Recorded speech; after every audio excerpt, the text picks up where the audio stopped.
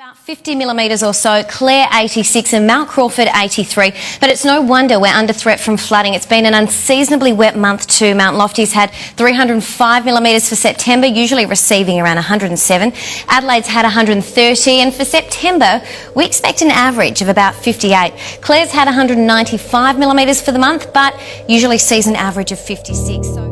Good evening. South Australians are bracing for the arrival of a storm front expected to be so severe, authorities warn it could be the worst in decades. There are fears of serious flooding across the state and through areas devastated less than a fortnight ago. Now, breaking news now out of South Australia, where the entire state is in darkness. It's not simply a storm. It's an unprecedented weather event. 2 tornadoes ripping through the centre of our state, destroying not 1, not 2, but 3 elements of critical infrastructure. This is extraordinary and unprecedented. As we go to air tonight, the entire state of South Australia has lost power. Buildings have been plunged into darkness throughout South Australia. I've been in the role here for 6 years, and I've got to say it's the most severe forecasts that we've encountered to date. Closer to shore, we are bracing for very dangerous, powerful sets of waves. They could do a lot of damage, much worse. Just to give you an idea of what we're talking about here, it's been 52 years since we have seen winds this strong on a forecast for South Australia.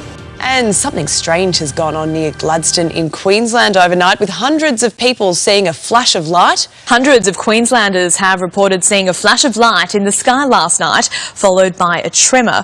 There's speculation online a meteorite crashed into the ocean near Gladstone around 8:30. Residents as far north as Mackay to as far south as Hervey Bay took to social media last night to report a number of disturbances. Then come the security camera footage along the coastline capturing a number of flashes of light just after 8 last night. Some residents then felt rumbling and then possibly a tremor. And then entered this possibility. Steve Parmenter captured this precise snap of what he calls a shooting star event. Now, as to exactly what it is, we can begin the speculation. Geoscience Australia has ruled out some form of an earthquake or a tremor event.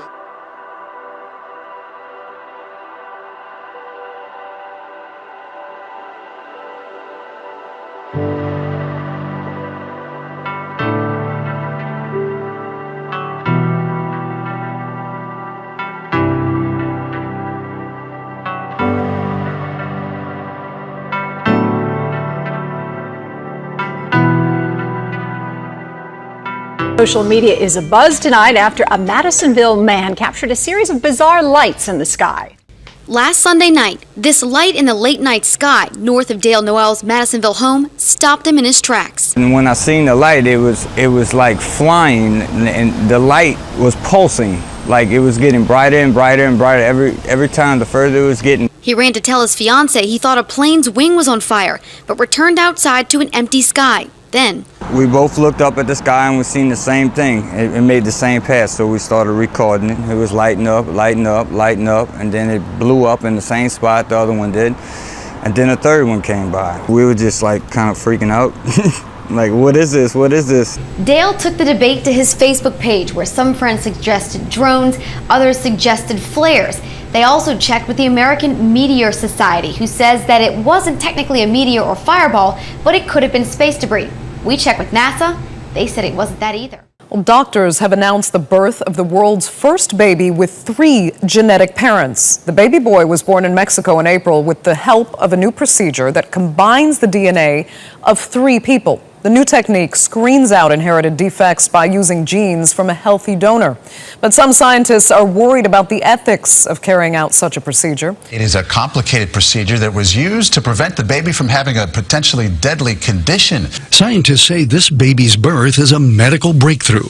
Indeed, it's a revolutionary research. This is Dr. John Zhang holding the first baby conceived through a new in vitro fertilization technique that used the DNA of 3 people. 3-parent procedures are considered controversial, some people calling them designer babies. The 3-parent DNA technique is not approved in the U.S., so the parents travel to Mexico for the procedure. But a similar technique is approved in the United Kingdom, so the DNA is from the father, the nucleus of the mother, and then the mitochondrial DNA of the donor egg. Those are the three sources of DNA in this one child. Highly complex, so the child does have three parents, right? Well, it depends on what you call a parent, right? I mean, But it does have DNA from three different, yeah, exactly, DNA from three different parents. Wow. I'm like speechless. Okay.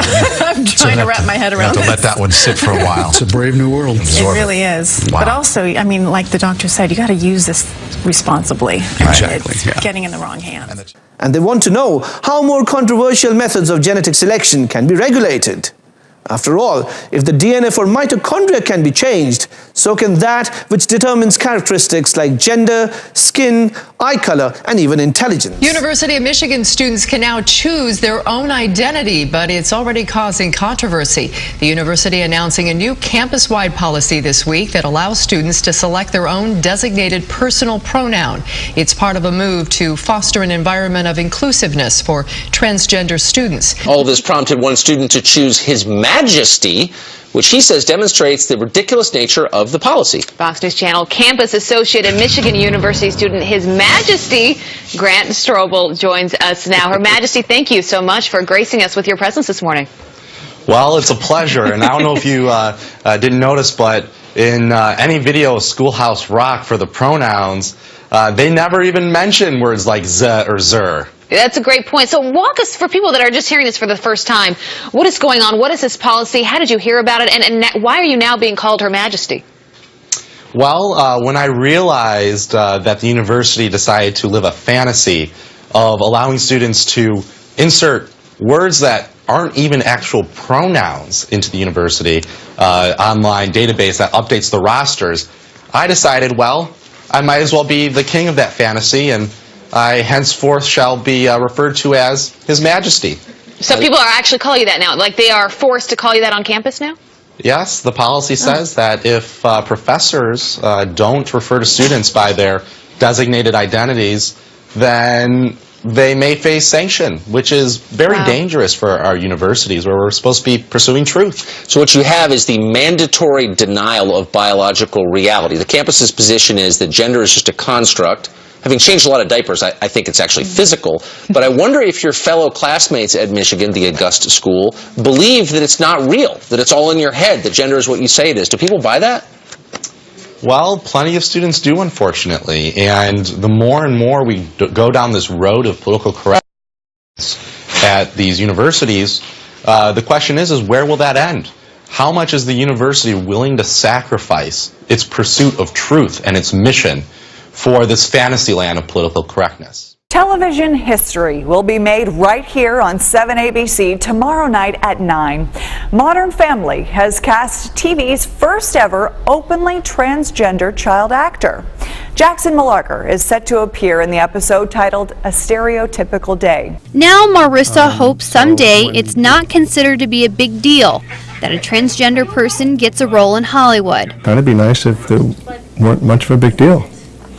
I mean, he's just another boy. Jenna Morton, WQAD News 8.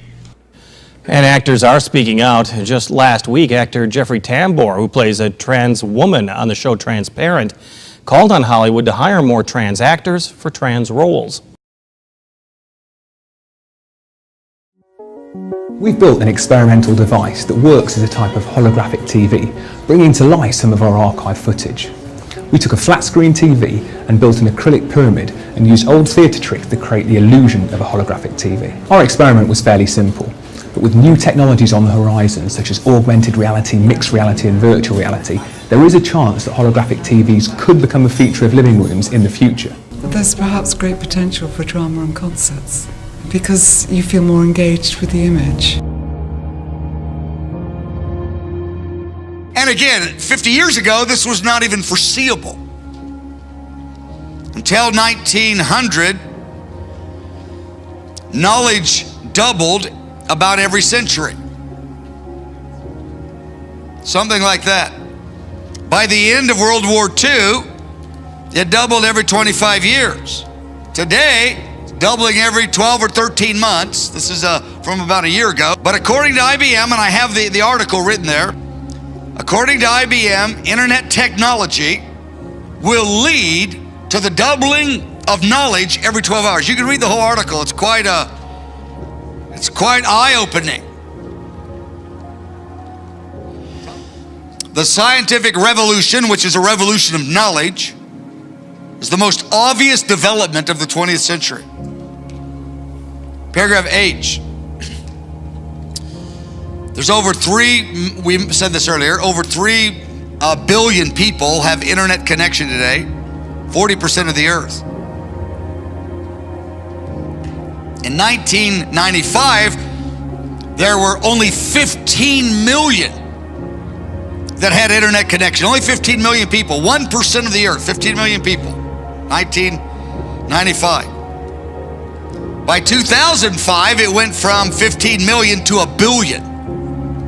2010, it went to 2 billion. 2014, 3 billion. So you can see the increases, because with the internet, that's where the knowledge is coming to every little, tucked away place in the earth, every little village of the earth.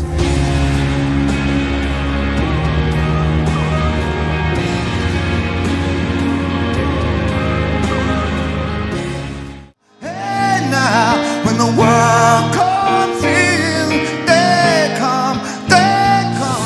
Rihanna was one of many musicians to perform in Manhattan's Central Park at the Global Citizen Festival.